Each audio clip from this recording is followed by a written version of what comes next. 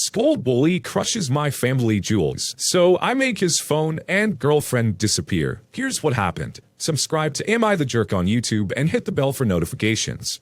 A long time ago, I was a young man in an all-boys secondary school. I was about 14 for any international readers, and my friends and I were regularly bullied by a large group of older guys. Being typical nerdy boys, we were prime candidates for bullying. The only saving grace was that we were quite a large group ourselves, so no one person was targeted more than any other. Unfortunately, that didn't matter as the bullying was brutal. On our school grounds, there was a small cabin that belonged to the local Boy Scouts that we used to hang out around on our lunch break. One day, we had a run-in with the bullies when they tried to steal our football. For daring to not hand it over, I was singled out for punishment. So I was grabbed by 4 of them, each grabbing an arm and a leg, and carried around the corner to a small courtyard with a flagpole in the middle. After a few punches for struggling, I was swung backwards and forwards a few times before being swung legs apart and full force into the pool. Any attempts to describe how painful that was wouldn't do it justice. Thankfully, one of my friends had made a run for the teacher, and they were spotted coming towards the group by a lookout before they had a chance to take another swing, and they dropped me and legged it. I was carried off to the school's office, nauseous and in tears, and my mom was called. She found me with an ice pack between my legs and goalies the size of oranges. As she was talking to the receptionist and teacher, my friends ran up to me and passed me a mobile phone. I was confused, as I didn't own one, and it was at a time when they weren't nearly as common as they are now, and they didn't even have games on them yet. It was an early Nokia with an LCD screen. I looked at my friend and asked whose it was. He told me one of the bullies had dropped it as they ran off, and he thought that I should have it as a small way of getting back at him. I took the phone and left with my mom. That evening, I was in my bedroom feeling sorry for myself, and I'd forgotten about the phone in my blazer pocket until I heard it go off. I took it out and saw he'd received a text message from his girlfriend. This was before phones had sophisticated locks, and the bully hadn't set a passcode. I had no idea which bully had owned the phone, but I had his name now at least. I decided to mess with him. I was off school the next day, but when I went back in, I talked to my friends about it and we came up with a plan. One of my friends with a mobile phone was going to leave a message pretending to be a guy he'd recently met, and we were going to make it look like he'd been having a relationship with him and meeting in secret. We carried on sending messages for the rest of the week, and I was also replying to his girlfriend, although I deliberately made my replies shorter and less intimate than they had been before I got hold of the phone. I'd arranged for my bully to meet his girlfriend in the local town that Saturday, but was planning to stand her up, while simultaneously having my friend text the phone about ditching her to go to his place instead. I replied, agreeing, and said I'd tell her I couldn't make it. I didn't. I'd waited in town where we were supposed to meet, and saw a girl walk up and wait for a bit. She then got out her phone and typed a text. The phone went off in my pocket. I left it alone. She waited a few more minutes and texted me again. This time, I walked around the corner out of sight and messaged her back asking who this was. She flipped out and shouted at me for messing around with her. I told her that I had found this phone on the floor of the bus station in that town, and if she knew the owner, I'd come and give it to her so she could give it back to the owner if she was nearby. She told me where she was, and I waited 5 minutes before walking around the corner and looking around for her. Eventually, through texting, we found each other and I gave her the phone. She thanked me and we went our separate ways. On Monday, I told my friends that we'd pulled it off, and we just had to wait and see what happened. It wasn't long into the week when gossip started spreading through the school. The bully's girlfriend had read his messages, it seemed, and had dumped him for having a gay affair. On top of that, she'd done it by going to his house on Sunday and calling him out in front of his parents, who, it turns out, were not fans of that sort of thing at all. When he denied it, she pulled out the phone and read out message after message. His claims that he had lost it over a week ago were ignored, and I went unsuspected. In response, his parents pretty much disowned him, and he was only saved by his uncle, who was a little more understanding. He had lost contact with a lot of his friends, as his uncle's house was a lot further away, so hanging out after school or on the weekend was almost impossible, and his preference for men was so well known by now that no girl seemed interested. As far as I know, his parents never took him back, and he moved to London to go to university to escape his reputation. I had only expected to break up that jerk and his girlfriend, but that was an unexpected bonus. I'd say it went too far, but having your nuts smashed off a flagpole tends to harden you to the plight of your bully.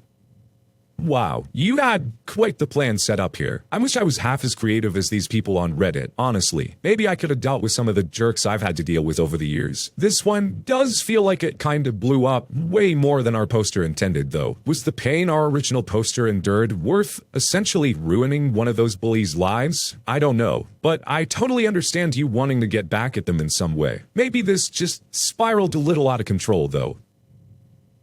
Entitled Kid wants my PS4 as an apology for a fight that he started. For our cast today, we have the Entitled Kid, Entitled Mother, me, and Neighbors 1 and 2, two neighborhood kids. The neighbor kids are actually pretty cool. The entitled kid was just older than them, and so had some authority. Now, let's dive in. One summer day last year, I had just turned 14. I was playing some basketball with these two kids from my neighborhood in their driveway. Their family is pretty rich, so they have a fully paved driveway, big enough to be a sizable court. It's just me and them for about a half an hour, until Satan's son himself came over from down the street. This kid is literally the stereotypical brat who made the select soccer team 3 years ago and still thinks that he runs the place. So we let him join in the game and everything is fine for a bit. I'm a little bit on the bigger side, but I'm really strong. So I play really well as a center, posting up in that. The entitled kid is guarding me, and he's getting worked. He's shorter and not as strong, so he's getting dominated. Here's the major incident. I've just grabbed a loose ball, and I'm running back towards the basket. The other kid gets back before me and stops my drive. So I start to back him down again. He must have just been really frustrated by him not getting a chance on defense. So he thinks up a plan. At this point, I was wearing a hoodie, and this jerk grabs my hood from behind and pulls as hard as he can. I, not expecting my airflow to be cut off, especially when I'm breathing hard, start to panic. I can't shake him off my back. I don't know how long he's hanging on, but it felt like a whole 45 seconds. That may not seem that long, but I'm freaking the heck out with no air, so it feels like forever. An eternity later, he loosens his grip and I finally get him off. I'm absolutely fired up, so I punch him right on the nose. Definitely not as hard as I could, but it certainly would have hurt a lot. This little brat, however, drops like he's out cold. Meanwhile, I'm on my knees trying to get my breath back. He's bawling his eyes out, rolling and screaming and all that, being the melodramatic turd that he is. But his mom is running over, and it was that moment where I knew I was screwed. Now, sometime between when he started and when I socked him, his mother came out, but she's the typical I'm gonna speak to the manager, white upper middle class mom who volunteers to be the head of the PTA every year, and goes to Starbucks 20 times a day, and the entitled kid is very much her son. Oh my god, are you okay? What did you do to him? He just nearly choked me out, so I punched him. Why would you do that? You're so much bigger than him. But he was choking me out. Come on, dude, you gotta be more mature about this. Well, what do you expect me to do? Apologize to him for making him choke me? This whole thing goes on for a little while until the neighbors step in to try to protect me. Original poster didn't do anything wrong. Yeah, you didn't even hit him that hard. But OP shouldn't be hitting people in the first place. Especially not my son. Yes, she actually said especially not my son. But it was basically a trade-off.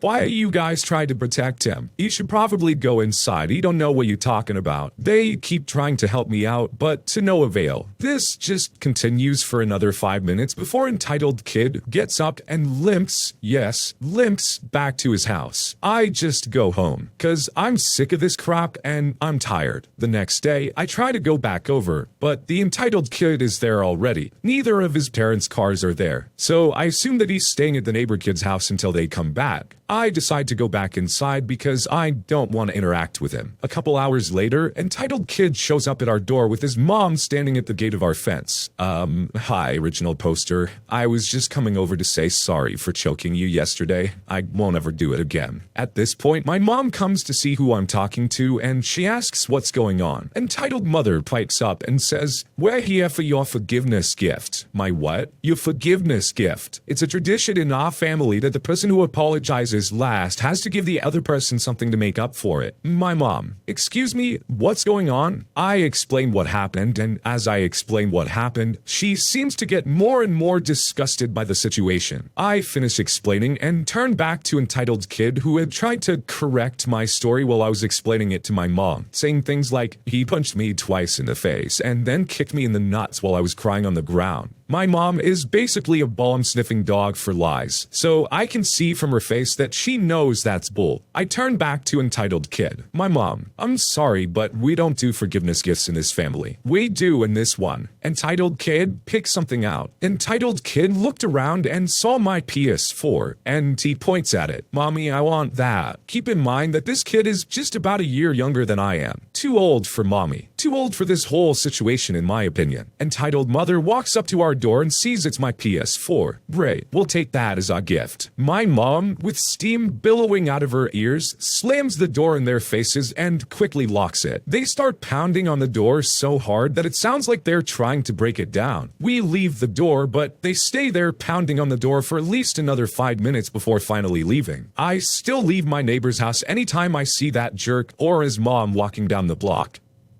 You know, some of these stories I read, and I can't believe that people like this exist in the world. The mother of this child seems to be completely out of her mind, in my opinion. What kind of parenting is that this is how you solve problems? Your son gets in a fight, and you just believe everything he says regarding it? Then you expect the other kid to give up a very expensive piece of video game tech as an apology. This just seems completely clueless. You've done nothing to actually resolve the situation, and it sounds like you're just trying to use this as an excuse to get free stuff. Maybe you don't want to have to buy your kid a PlayStation, but that doesn't mean you take a situation like this and twist it around to try and get something out of it. This whole situation is just disgusting.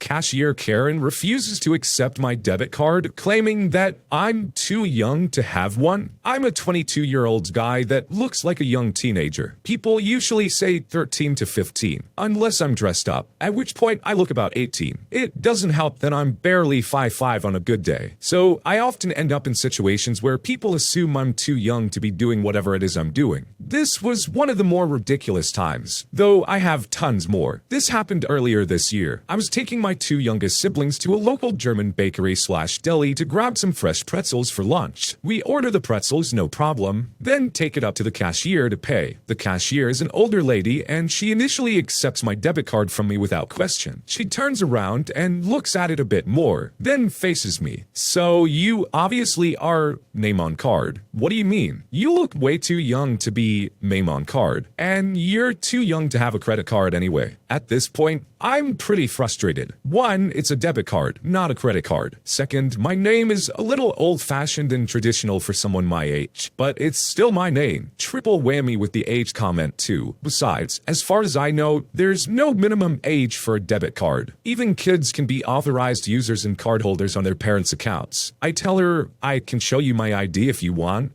Sure. What she doesn't realize is that not only did I have my driver's license, I also had my military dependent ID and my personal military ID/CAC, as I was in the National Guard at the time. So I slapped down my military ID, my dependent ID, my driver's license, my college student ID, and my actual credit card for good measure. All valid, up to date, and with the same name on them as my debit card. So can you run my card now? The jerk mumbles something and sticks my card into the reader, then returns it without saying anything else. The pretzels were delicious.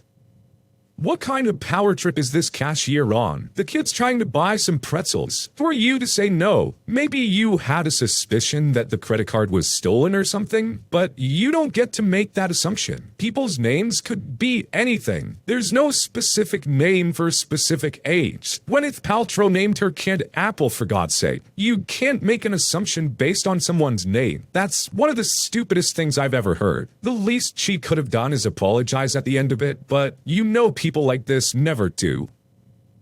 Entitled mother tries to get me fired because I wouldn't let her take her 2-year-old in the hot tub. So summer of 2017, I worked as a lifeguard at the local water park. At the time, I was 17 and thought that it would be fun to work there. There are lots of crappy things that have happened and lots of stupid people, but this one has stuck with me the most. We had several water slides in a hot tub, which was particularly popular due to the weather averaging in the 70s. We had several safety signs posted around the hot tub, stating things like no more than 10 minutes at a time, no more than 30 people in the tub, and no children under 6. The last one was often because the parents were getting upset because their child was freezing and just wanted to warm up. We would allow children 6 and under to sit on the edge and put their feet in the hot tub. But due to the county health department rules, we aren't allowed to let them be in the tub completely. Enter entitled parent. It was early on a Friday morning just after open, so about 10 o'clock, and there were maybe 6 families in the park, no wait times, and no small children in the kiddie pool. This lady walks up to the hot tub and starts getting in, babe in arms. I guessed by sight this child was maybe 2. I reminded the lady of the rule, but that she could place her child on the edge with feet in the water if she liked. Shortly after, I look back over at the lady, and not only was her child not on the side of the tub,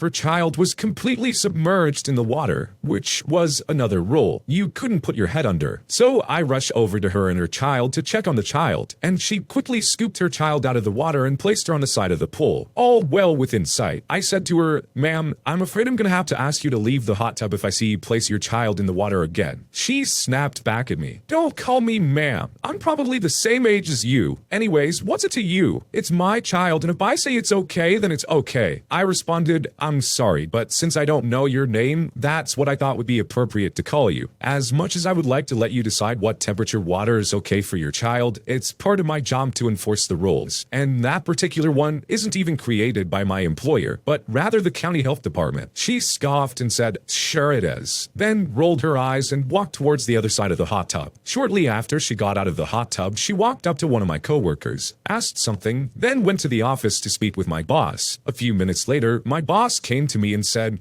"Lady just complained to me that you were rude to her. Wanna tell me about what happened?" So I explained that I noticed that she wasn't following our rules and had brought her child into the hot tub regardless of my warnings. My boss was totally understanding and said, "Yeah, that's what I thought. She tried to tell me that you called her kid a little brat and you called her fat. She said she wanted you fired and free tickets to the park. I told her I'd reprimand you and we'd look into what happened. I just came over here to make it look like I was giving you a talking to. That's what I get for trying to look out for some jerk's kid."